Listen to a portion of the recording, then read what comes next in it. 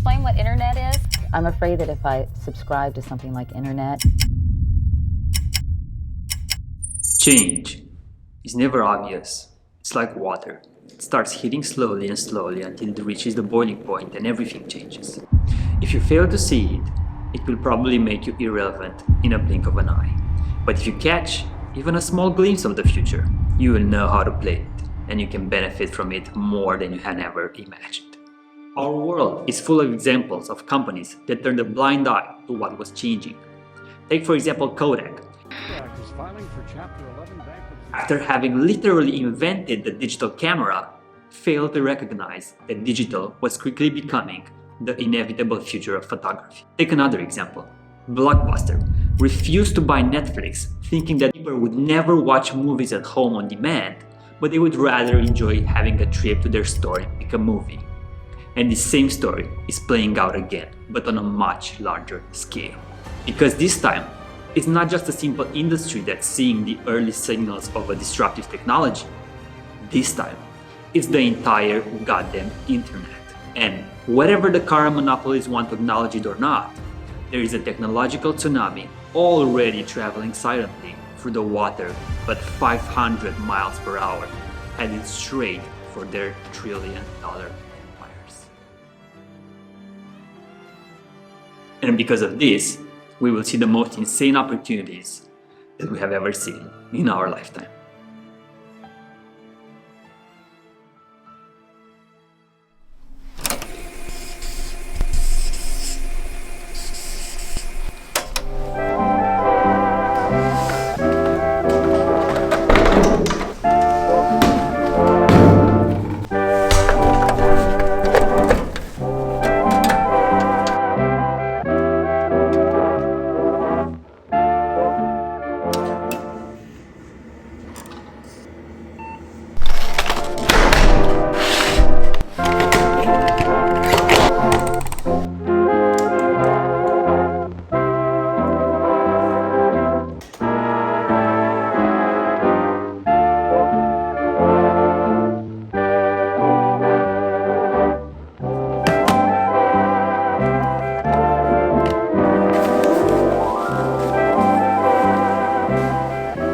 Just as our early ancestors, they had no idea about how fire would fundamentally impact their life and how it's gonna change the impact of history, the same applies for the internet. The inventors of the internet, they didn't know exactly what they were truly creating. So let's start with the beginning. The internet was actually motivated by the Cold War. The military was very concerned about how they can maintain communication and how they can store vital files in case of a nuclear strike.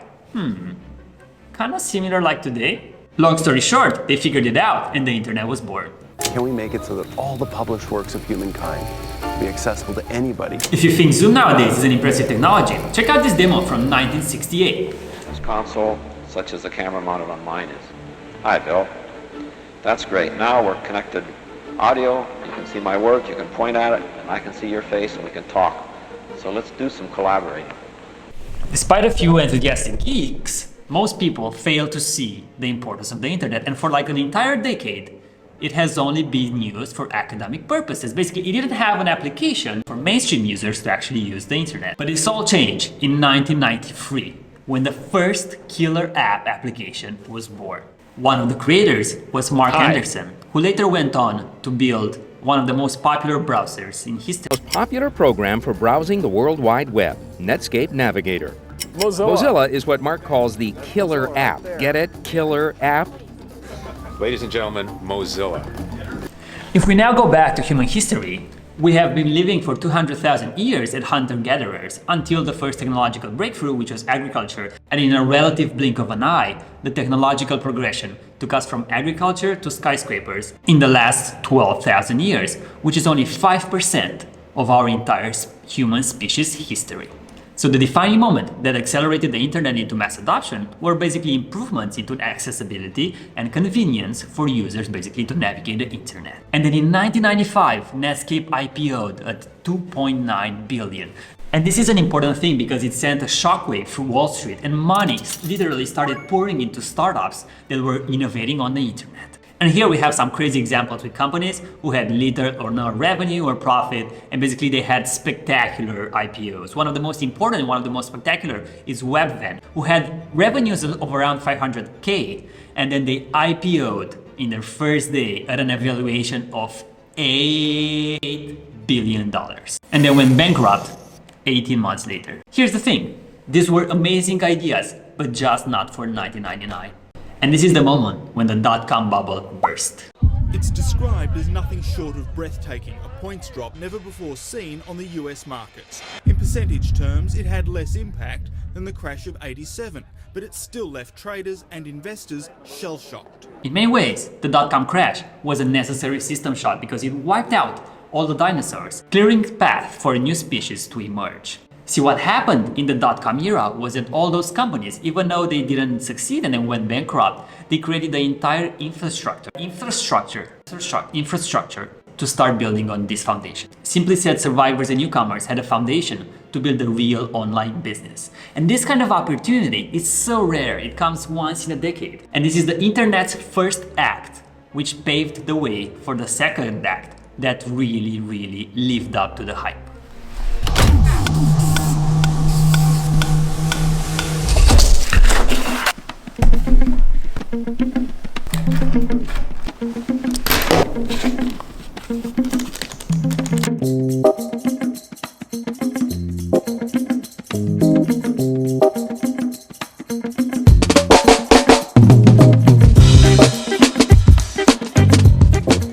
So for the most part, Web 1 was a fairly lonely experience. Like you could see a lot of stuff, but you couldn't really do that many things. That changed basically with Web 2 because it became very interactive. Like you could talk to somebody, you could interact with somebody. And to expand the bridge we did with human history, basically Web 2 represents the emergence of cities, for better or for worse. Finally, the promise of the internet, as it was envisioned by those people that started those startups in the 90s, has finally come true. Most of us are very familiar of how the story goes further. Now there's a new form of cyber matchmaking, college networking websites. Is this perhaps the next big thing? And Mark, if somebody was to put the question to you about the magnitude of what you think you've launched, how big do you think your product or your service is? Well, it's impossible to tell. When we first launched, we were hoping for, maybe 400, 500 people. Harvard didn't have a Facebook, so that's the gap that we were trying to fill. And now we're at 100,000 people, so who knows where we're going next. Founded in 2004, Facebook basically created the perfect dopamine storm. By this point, now that Facebook had essentially hacked the human brain and developed a digital drug, its domination was all but inevitable. So besides the dopamine talk that everybody's talking about nowadays, the social web brought in real advantages. You could build an audience at 10 times faster, and basically you'd have a solution to communicate at scale with your user. But at the end of the day, the land still belonged to the king. And this consolidation of power was just getting started.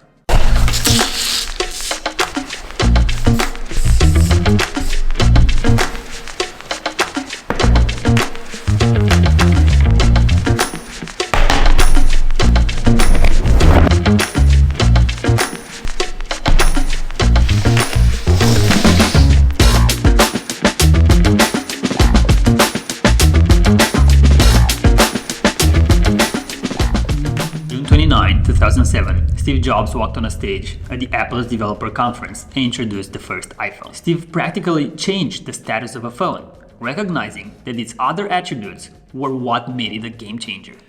Namely, the iPhone blew everyone away, and it triggered the death of the ex-heavyweight champions, which were Nokia, Motorola, and even BlackBerry. So in just 12 years, the iPhone went from a very small and nice gadget to being essential for 1 billion people in 2020. It's easy to overlook how big the disruption has been for the last decade, but truly, the iPhone has become such an essential part of our daily life that basically we already live in an augmented reality. With this meteoric growth of internet users, what happened is that we left the keys to the internet in the hands of just a few players who now control access to everything and who charge a fortune for it. So this is not a story about how the giants are getting bigger and bigger. It's about how they are controlling every corner of the internet. Now let me show you exactly who controls the internet.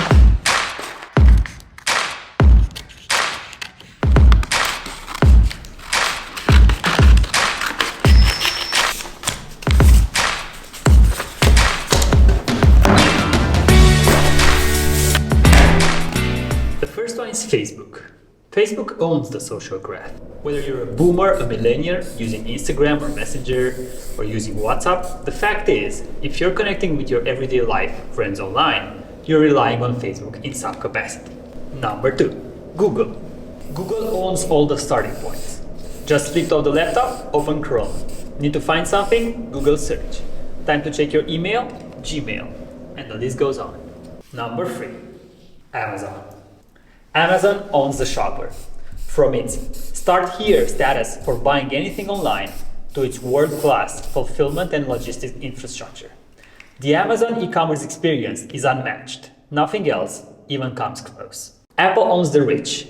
For the most part, the rich demographic strongly correlates to using Macs, iPhones, Apple Watches, and AirPods. Apple takes 30% of the revenues from any business that wants to build things that work on its device. We're just scratching the surface here, but the paradox is, as the internet is getting bigger, it's becoming more centralized and more cornered. Compared to Web 1, where entrepreneurs didn't really depend on those big companies, now they are totally depending on renting their right to exist from today's digital landlords. The fact that you can count in one hand the number of CEOs that control 95% of the internet is pretty scary. I believe we're at an inflection point, a pivotal moment in the internet's timeline. We can either fall into the abyss of consolidation and wealth disparity, or we can choose a different path. And this is where things are about to get very, very interesting.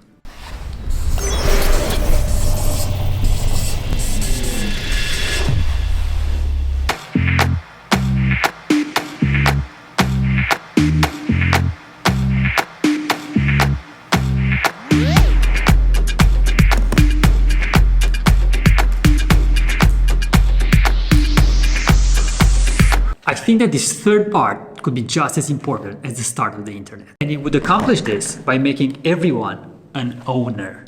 And as you'll see, the opportunities for early adopters aren't just compelling, they're extreme. And don't just take it from me, take it from the founder of the internet, Mark Andreessen. Hi. We are optimistic about crypto because we are deep believers in the power of software. Software is simply the encoding of human thought, and as such, has an almost unbounded design space. We find ourselves consistently surprised and excited by the wide variety of creative crypto ideas we encounter. For those of us who have been involved in software for a long time, it feels like the early days of the internet, Web 2, or the smartphones all over again. Mark Andreessen. To truly understand why this is such a big change, you need to understand the incentive. People are generally driven by self-interest more than any other factor. And now let's get back to history to make it more clear. Perhaps the best living example of this is the rise of the United States, which ensured citizens with rights to own property, pursue happiness, and be free from religious interference. It's why this little outpost in the wilderness in the 1700s rapidly became the world's superpower in just a few generations. Not because it conquered Europe, but rather because it offered a better social contract, a better incentive. The opportunity to own land wasn't merely an economic incentive, it was a total societal reset. This is the real incentive that created new technologies, countless fortunes, new political structures, and a new way of life globally. So Web3 is the digital reincarnation of what we discussed, and it offers its early settlers an unprecedented opportunity to own and shape the next global superpower. So what happens when you start becoming an owner in the digital world? You can own a picture, you can own a text, you can own an email, you can own a tweet. And the best part is, you can sell those, you can change them within people. This will form a virtual economy with much better incentives than our actual economy. And then you get to the idea, why work on the fields as a peasant when you can cross the ocean and build your own empire? So just as the internet took 10 years to find its first killer app, I believe we're in the same place in time, where we are waiting for the first killer app to drive the metaverse to mass adoption. And when this wave comes, make sure that you will ride it because it can be life-changing.